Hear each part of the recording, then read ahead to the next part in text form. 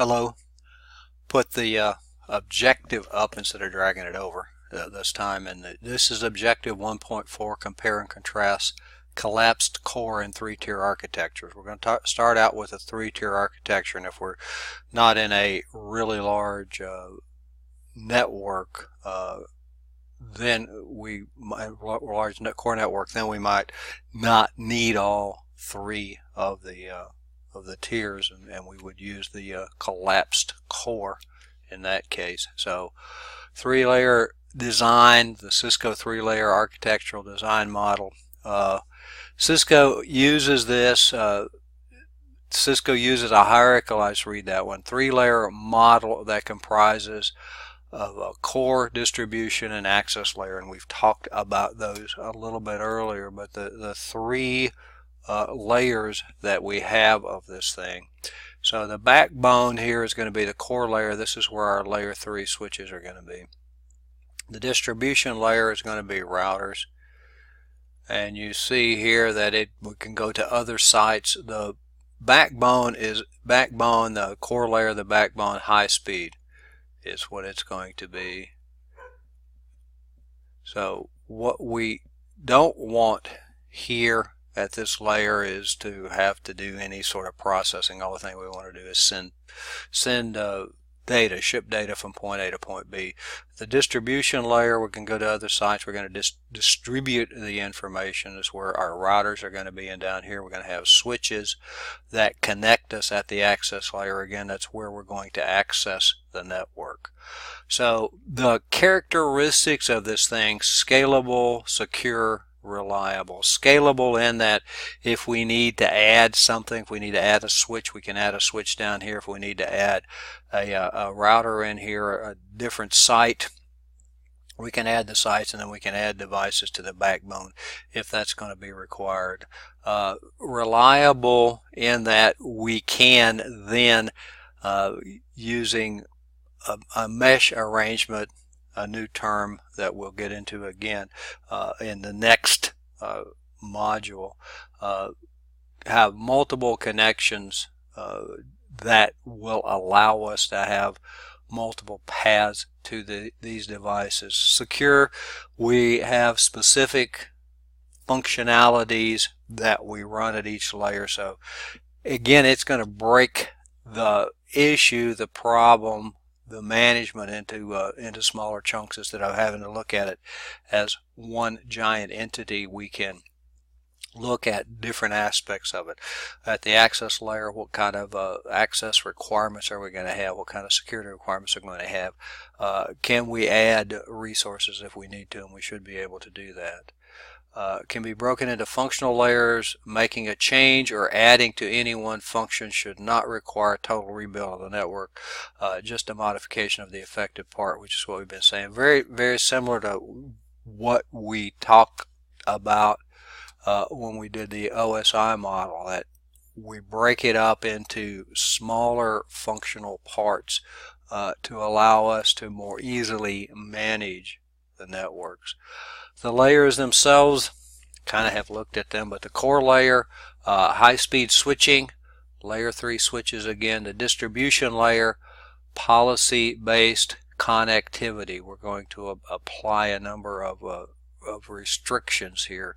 We're going to do filtering here with our access control list. And then at the access layer, local and remote work group access. We're going to access the network at the access layer.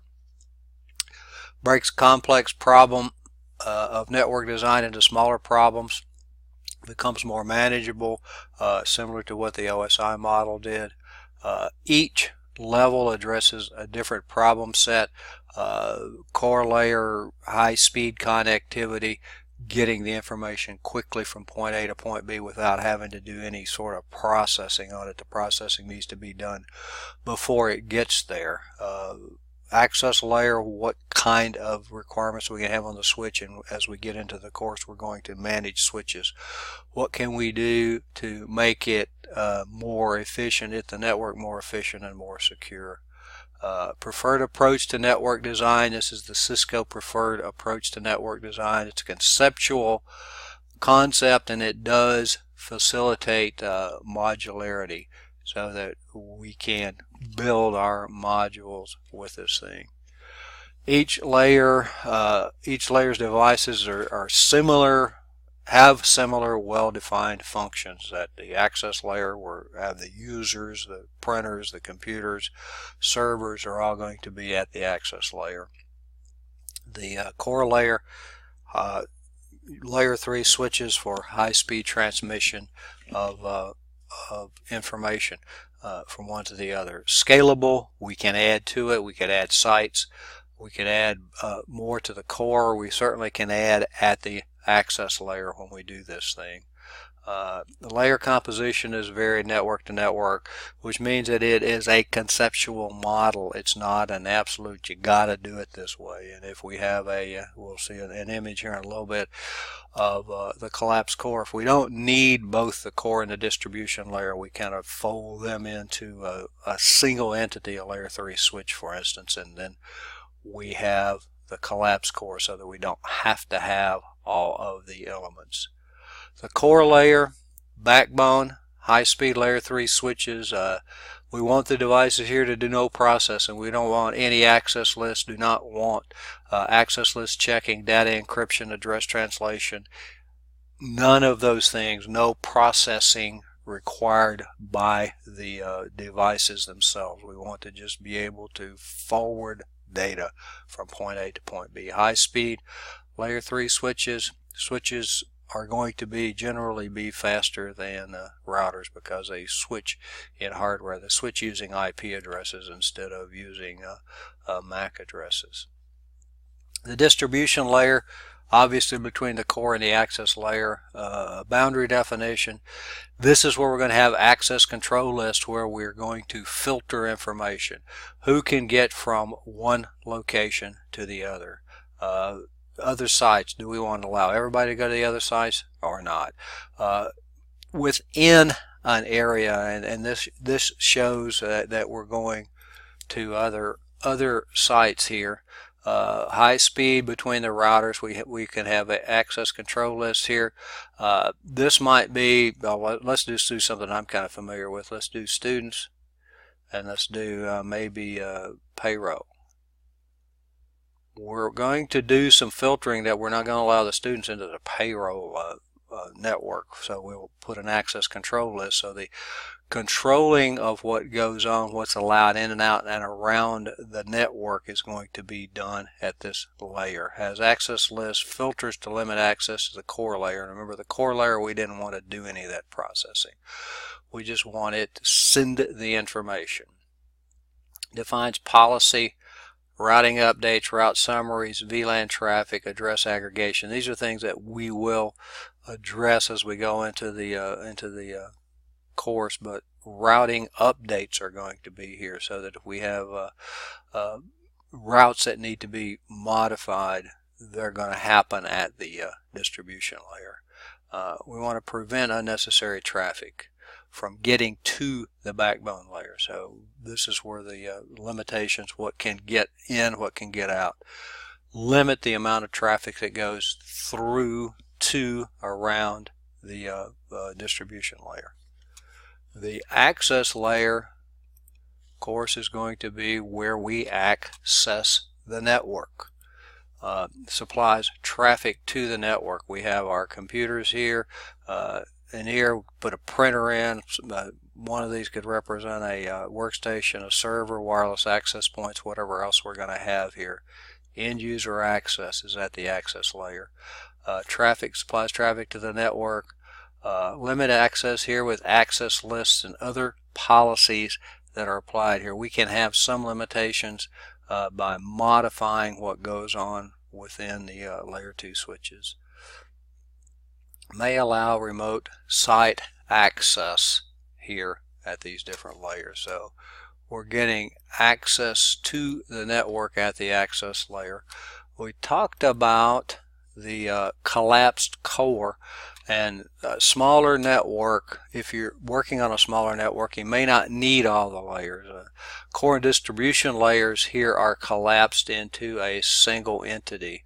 This is exactly what we did. We had a layer 3 switch that we used here, and then each of these, instead of floors, were rooms, room whatever, and more of them. And then we brought them back into our collapsed core, our layer 3 switch, which did our distribution and the high speed among each of the networks. It was then connected to a router, which went to the WAN, to the ISP, so that we could get out to the internet.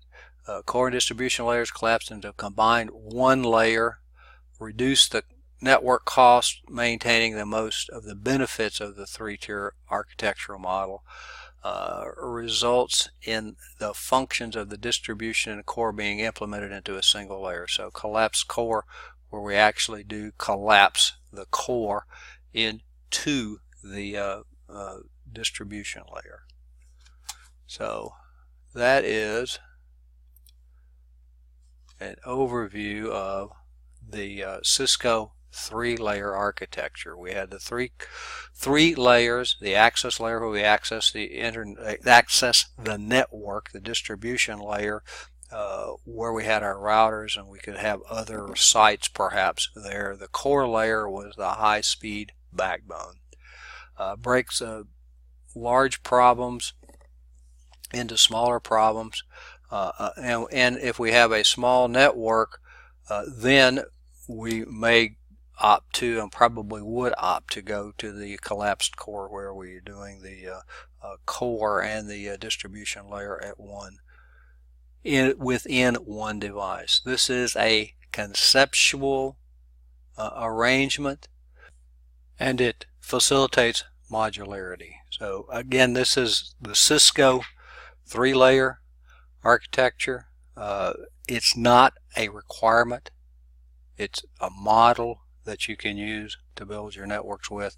Smaller networks use the collapsed core. Larger networks, the full 3 sections. So that takes care of an overview of the 3-layer architecture. The next topic is going to be network topologies, and we'll do that right after we get this one saved. So hope to see you there.